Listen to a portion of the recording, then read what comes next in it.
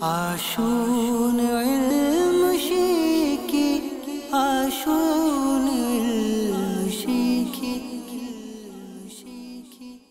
সাল্লু আলাল হাবিব সাল্লাল্লাহু তাআলা আলা মুহাম্মদ।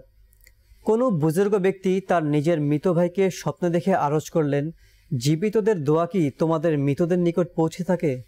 সে আরজ করল, হ্যাঁ, আল্লাহর কসম, সেগুলো নুরানি পোশাকের রূপ ধরে আমাদের নিকট আসে আর আমরা তা পরিধান করে থাকি।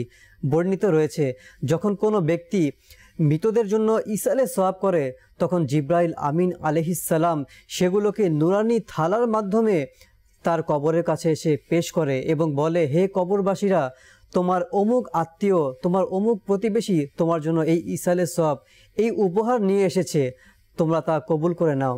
যখন তাকে উপহার দেওয়া হবে, সেই মৃত ব্যক্তি খুবই আনন্দিত হবে এবং পাশাপাশি তার কবরের অন্যান্য প্রতিবেশী কবরবাসী যারা রয়েছে তারা আফসোস করবে এবং পেরেশান হয়ে যাবে। মাদানী চ্যানেল দর্শকবৃন্দ, আমাদের মধ্যেও হয়তো অনেকে দুনিয়া থেকে ইন্তেকাল করেছেন। আমাদেরও উচিত আমাদের কবরবাসী যারা রয়েছে, আমাদের বাবা, আমাদের মা, আমাদের আত্মীয় স্বজন, এদেরকেও উচিত আমাদের বেশি পরিমাণে ইসালে সওয়াব করা। এতে করে তারা অনেক উপকৃত হবেন।